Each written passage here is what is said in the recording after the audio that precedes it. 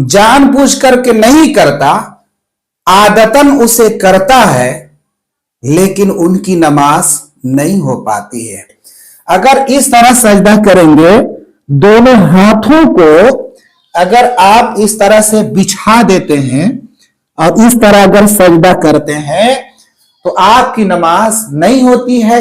अस्सलामु अलैकुम वरहमतुल्लाहि वबरकातुहू। मैं हूं मोहम्मद शहाबुद्दीन रसवी।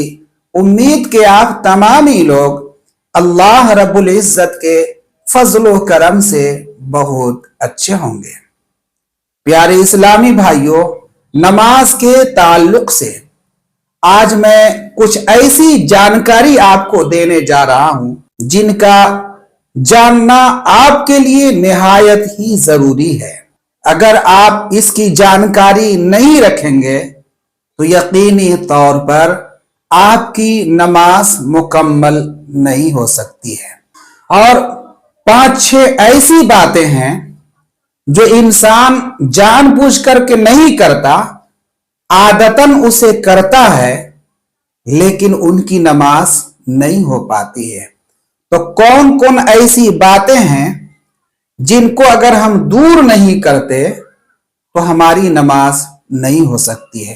तो सबसे पहले एक मसाइल की जानकारी आपको होना बहुत जरूरी है और इसे आप ध्यान रखेंगे कि कभी भी अगर आपको इस तरह की जरूरियात पेश आ जाए तो पहले आपको उस जरूरत को पूरी करनी चाहिए, उसके बाद ही आपको नमाज के लिए जाना चाहिए। तो सबसे पहले अगर आपको रफा हाजत की जरूरत है, यानी आपको अगर पेशाब या पाखाना की जरूरत है, या फिर आपको ये अंदाजा हो रहा है कि हमारा रियाह का इखराज होने वाला है, तो सबसे पहले आपको पेशाब या पाखाना या हवा के इखराज से फरागत हासिल कर लेने के बाद ही आपको नमाज के लिए खड़ा होना चाहिए। ऐसा नहीं होना चाहिए कि पहले हम नमाज की नियत कर लें, उसके बाद हमारा पेट जो है वजन हो गया और नमाज में हम खड़े होने के बाद कभी इस पैर के बल हो रहे हैं, कभी इस पैर के बल हो रहे हैं, कभी इस तरह हो रहे हैं और इंतजार कर रहे हैं कि कब जमात खत्म होती कि हम जा करके पेशाब करते या पाखाना करते। तो यकीनी तौर पर अगर इस तरह की बातें आती हैं तो आपका सुकून खत्म हो जाता है, आपका ध्यान नमाज की जानिब नहीं रहता, आपका ध्यान पेशाब या पाखाना की जानिब चला जाता है।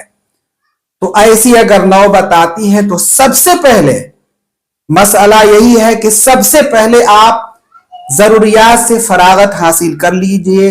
पेशाब या पखाना की हाजत है तो आप उसे पूरा कर लीजिए, उसके बाद आप नमाज के लिए आइए, तभी आपकी नमाज हो सकती है, वरना आपकी नमाज नहीं हो सकती है।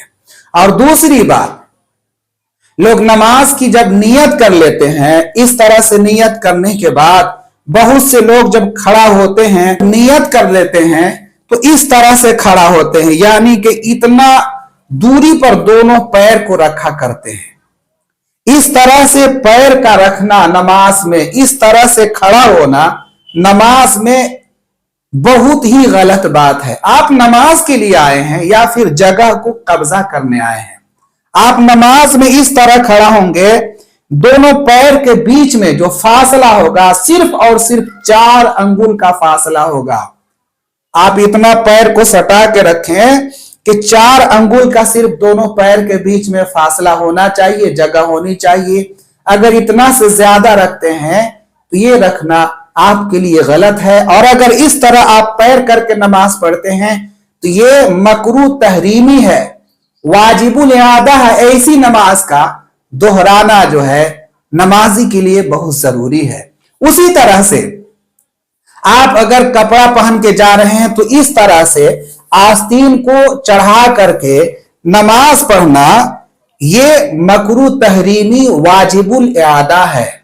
ऐसी नमाजों का दोहराना जो है जरूरी होगा अगर आस्तीन को ऊपर करके अगर नमाज पढ़ रहे हैं तो ऐसी नमाजों का दोहराना जरूरी है। उसी तरह से अगर आपके दामन पीछे से मुड़े हुए हों या आगे से मुड़े हुए हों और आप उसी सूरत में नमाज पढ़ लेते हैं तो आपकी नमाज नहीं होती है। और बहुत से लोग जब नमाज की नियत कर लेते हैं उसके बाद इस तरह से देखते हैं, इस तरह से बहुत दूर तक उनकी निगाह जाती है, कभी इधर देखते हैं कभी उधर देखते हैं। इस तरह नमाज की हालत में अगर कुछ बातें पाई जाती है तो ये मकरूह तहरीमी है, वाजिबुल इआदा है। यानी कि इस तरह अगर नमाज में हरकतें पाई जाती है तो ये मकरूह तहरीमी होगी और ऐसी नमाजों का दोहराना जो है उनके लिए बहुत ही जरूरी होगा।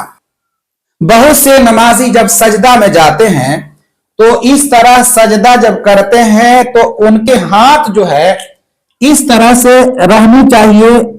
अगर मर्द कोई नमाज पढ़ रहा है तो कैसे सजदा करेंगे, तो ये सजदा की सूरत में इस तरह से हाथों का रहना, और बीच में जो जगह बच रही है, ये जो जगह है इसमें इतनी जगह होनी चाहिए कि बकरी का बच्चा जो है आसानी से इधर से उधर जा सके। अगर इस तरह सजदा करेंगे, दोनों हाथों को अगर आप इस तरह से बिछा देते हैं और इस तरह अगर सजदा करते हैं तो आपकी नमाज नहीं होती है। इस तरह हाथों को बिछाना जो है मकरूह तहरीमी है, वाजिबुल इआदा है। ऐसी नमाजों का दोहराना जो है उनके लिए जरूरी हो जाएगा। उसी तरह से दोनों सजदों के दरमियान जो है इस तरह बैठना जो है बहुत जरूरी है। लेकिन बहुत से नमाजी को देखा गया है कि जब वो सजदा में जाते हैं तो इस तरह सजदा किया और इसी तरह से उठे और इस तरह से चले जाते हैं। यानी कि जो जलसा जिसे कहा जाता है, सजदों के दरमियान जो बैठते हैं तो इस तरह से बैठना जो है उनके लिए जरूरी था। और अगर नहीं बैठते हैं, बगैर बैठे हुए इस तरह से ऐसे किए ऐसे फिर चले जाते हैं तो ये नमाज नहीं होती है, ये नमाज मकरूह तहरीमी है। ऐसी नमाज को दोहराना उनके लिए जरूरी हो जाता है। मकरूह तहरीमी यानी कि नमाजों का दोहराना उनके लिए जरूरी है। बहुत से नमाजी को देखा गया है कि जब वो सजदा से उठते हैं, यानी सर उनके सजदे में है, तो इस तरह से उठते हैं, इस तरह से उठते हैं। ऐसी हरकतों से नमाजी को बाज होना चाहिए। यानी जब वो उठेंगे तो उनका हाथ जो है घुटनों पर आना चाहिए। इस तरह से हाथ पहले उठेगा, घुटना बाद में उठना चाहिए। अगर वो डायरेक्ट उठते हैं, घुटना उनका पहले उठ जाता है और हाथ जो है वहीं रह जाता है, तो ऐसी नमाज भी मकरूह तहरीमी होती है। और फिर बहुत से नमाजी को देखा गया है कि जब वो कादा में बैठते हैं तो इस तरह से बैठते हैं, इस तरह से बैठते हैं। इस तरह जो है उकड़ो बैठना जो है ये नमाज को मकरूह तहरीमी करती है।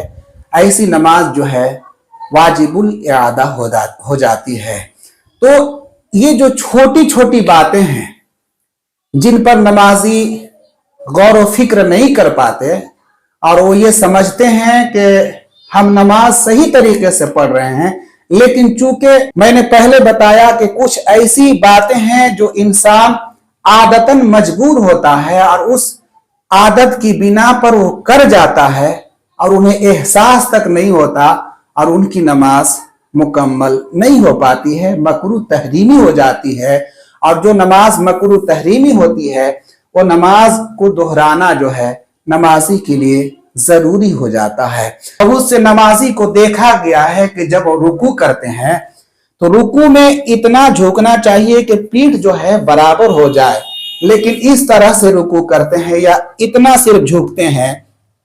अगर सिर्फ इतना झुकते हैं तो ये नमाज मकरूह तहरीमी हो जाएगी, वाजिबुल इआदा हो जाएगी। ऐसी नमाजों का दोहराना जो है नमाजी के लिए बहुत ही जरूरी होगा। तो प्यारे इस्लामी भाइयों, ये जो बातें मैंने आपको बताई है इस पर आप ध्यान देंगे और अगर ऐसी आदत अगर पाई जाती होगी तो आप इसे दूर करने की कोशिश करेंगे। और अगर आपकी नजरों में किसी के अंदर ऐसी आदत पाई जाए तो आप उसे समझाने की कोशिश करेंगे ताकि उनकी नमाज सही तरीके से हो सके। अल्लाह रब्बुल इज़्ज़त की बारगाह में दुआ है कि मौला तबारक व तआला हम तमामी मुसलमानों को खुशू और खुजू के साथ नमाज पढ़ने की तौफीक व रफीक अता फरमाए। अस्सलामु अलैकुम व रहमतुल्लाहि व बरकातुहू।